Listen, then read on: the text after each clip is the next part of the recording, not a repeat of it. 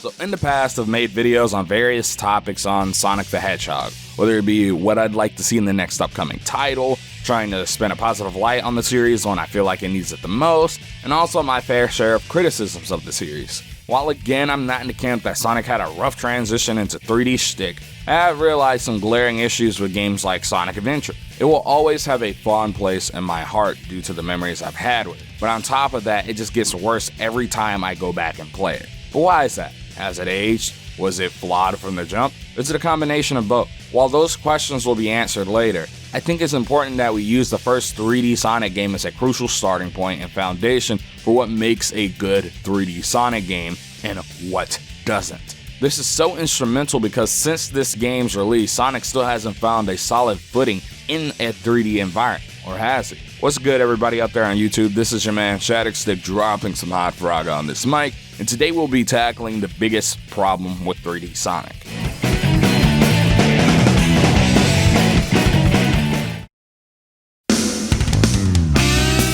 So we have to start back at the beginning, not for some debate about whether Sonic Adventure is good in the modern day and age, but to examine what would essentially establish Sonic as a major player in the 3D platforming world. While as much as people like to hate it now, Sonic Adventure introduced something unique, just as its two-dimensional predecessors had, and that was a fast-paced action platformer that couldn't be beat in regards to speed. The Sonic franchise is one that is known for its speed. While there's a few games out there that have attempted to capture Sonic's speed in one way or another, most of these platformers can't do it without knocking the speed down a bit or essentially copying the Sonic template, word for word. Don't get me wrong, there's nothing wrong with this. That's completely fine. I just think it goes to show that these games are hard to make. But why is that?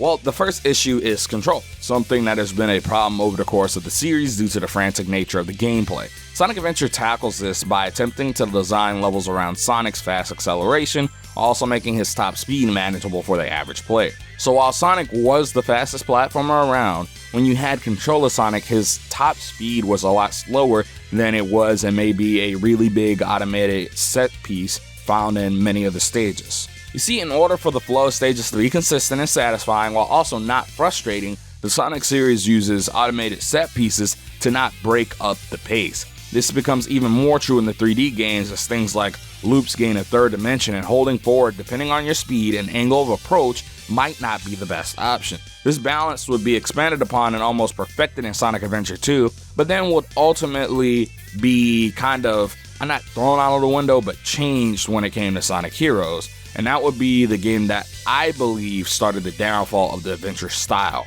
While I enjoy Sonic Heroes, I don't think many people would disagree with me in saying it feels like a step back in terms of purely how Sonic controls. While yes, in many regards, Sonic is a lot faster, he's also a lot harder to control in comparison to his two previous incarnations. Because of this, platforming is made harder because of Sonic's top speed, not allowing him to easily move in every direction, ultimately making his gameplay a slippery mess in the worst of situations. Sonic Heroes does find a way around this by relegating much of the actual precise platforming to the flying type, while having speed sections be mostly straight lines or loops, but even then the game has the issue of often relegating parts that should be automated to the player, ultimately causing unnecessary deaths and strife. Again, I love Heroes, but this is a glaring issue with the game. Shadow the Hedgehog essentially has the same issue, but since it lacks power and flying types to help facilitate precise platforming, the whole game winds up becoming a slippery mess in the hands of most players. And again, there are just many portions of the game where most games, especially Sonic games, will take over for the player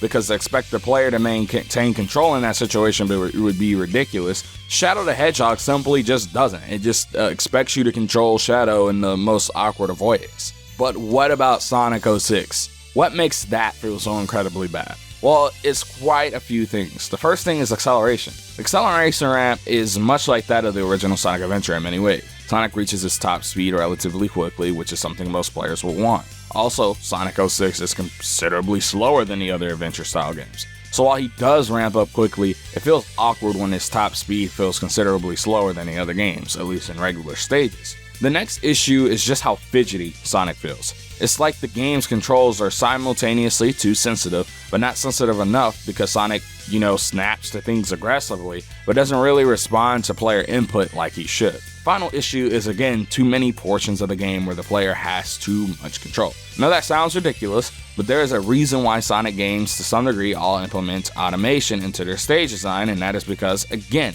you can't expect the player to control some sections if you don't want to break the pace of gameplay. Every Sonic game has automation to some degree for this exact reason. Overall though, there's a reason we haven't returned to the adventure style, and that's because it simply stopped working. While you can make the arguments that it's Sonic Team's fault for that, there's still the fact that the adventure style game's quality declined over time, no matter the reason. But let's analyze the next major 3D gameplay style, the boost formula. By the way, thanks for the recent growth, guys. We're on the road to 5,000 subscribers, so if you like the video, don't forget to drop a sub.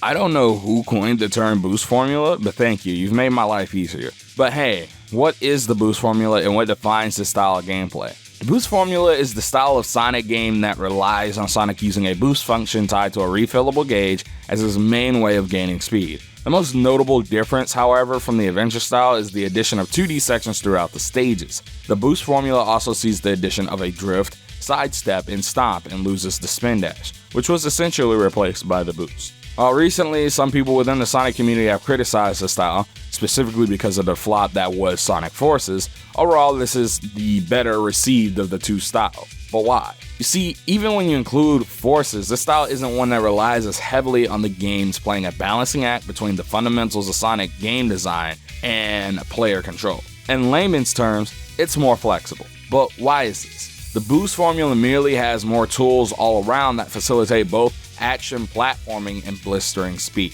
The stomp allows Sonic to stop on a dime, but also has almost no lag, allowing Sonic to instantly boost and keep the speed up without really sacrificing player control or breaking the pace of gameplay. Closest we have to this is the bounce from Sonic Adventure 2, but it's really not the same, as it exists as mostly a move to get Sonic to higher places and destroy obstacles. It's similar, but not nearly as intuitive as the stomp in terms of helping with gameplay. The next tool is the drift. It fixes one of the biggest issues we had seen in an adventure style. It fixed the issue of Sonic hitting walls. Adventure 2 didn't really have the issue at all, and I chalked that up to the level design and Sonic essentially controlling the best when it comes to the adventure style in that game. But if you look at all of the other adventure style games, the speed type characters always have an issue with hitting walls, causing the player to hit the wall, to stop all momentum, or to lose speed merely because they're having to scrub against the walls, or erratically move Sonic in the opposite direction to avoid the wall. See, what drift does is to help direct Sonic onto the correct path, while also not accidentally punishing the player because of the game designer's poor decisions. Jokes aside, this fixes one of the fundamental flaws of later adventure-style games. Going to Heroes and Shadow, you can tell Sonic Team wanted Sonic to go even faster, but they hit a wall in executing this because the faster he goes, the less his tools work. Boost Kick is an overglorified spin dash that, despite being able to go faster, had worse execution than the other tools. Triangle Jump and Tornado were either highly situational or combat oriented. But the boost formula can't be that perfect. It has to fall flat somewhere. The place where it does is boss fights. While I can't say the Sonic series is known for great boss fights in its 3D titles, I can say the consistency in the adventure style games is a lot higher when it comes to creating unique and engaging boss fights. One of the issues of the nature of Sonic and the Boost games is that many of the boss fights have to play like a pseudo-endless runner, where you chase the boss down for the majority of the fight just to homing attack or boost into them. Don't get me wrong, there are good boss fights in the Boost games, but many of them have to rely on 2D elements in that fight to make them good.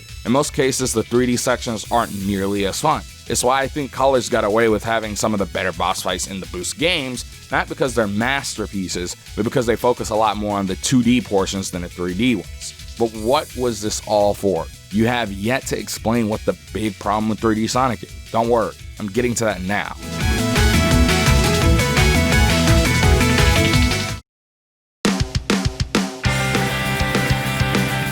So have you noticed that throughout this whole video, I've made it a prerogative to talk about Sonic's speed in relation to the player's ability to control it? Well, that's the issue. The act itself of balancing player control and freedom with Sonic's speed. You see, the adventure games hit the speed wall with Sonic. Sonic Team wanted to get him faster and wanted to hand more control off to the player, but with each new entry, they failed to give the players the tools to control Sonic with this brand new speed. On top of this, there are times where the player simply has a bit too much control, and that leads to really stupid deaths. If the players don't have the tools to control Sonic in a precise manner, you can't expect them to be able to control the character with more freedom at this all-new speed. The issue the Boost games faced is more so how limiting Sonic's combat potential became. There were a few issues like Sonic being a little too fast and slippery in Unleashed, but it was buffed out in Sonic Colors. On top of that, all of the tools were there to give the player precise control over Sonic in Unleashed, despite the insane speeds he could reach. The issue with this is that when Sonic is in 3D, there isn't much you can do with enemies and bosses to harm him because Boost goes through everything. Bosses have to be much simpler and they eventually start to run together or rely on 2D sections. Though I don't think relying on 2D sections is a bad thing, it just shows a solution to the issue of the 3D sections. This leads to what is ultimately a lot of boring automation and boss fights that takes the fun of the style. The game that culminates in all of these issues is ironically Sonic Forces. Sonic Forces is a game that simultaneously relies too much on automation and relies too little on it at the same time. See, the two major issues with Forces is that it has too much automation, has short stages, and removes options for the players to control Sonic, a la removing the drift. The short stage issue is compounded by the automation issue. It would have been fine to have shorter stages in the game had so much of it not been automated. A great example of this is Sonic Colors.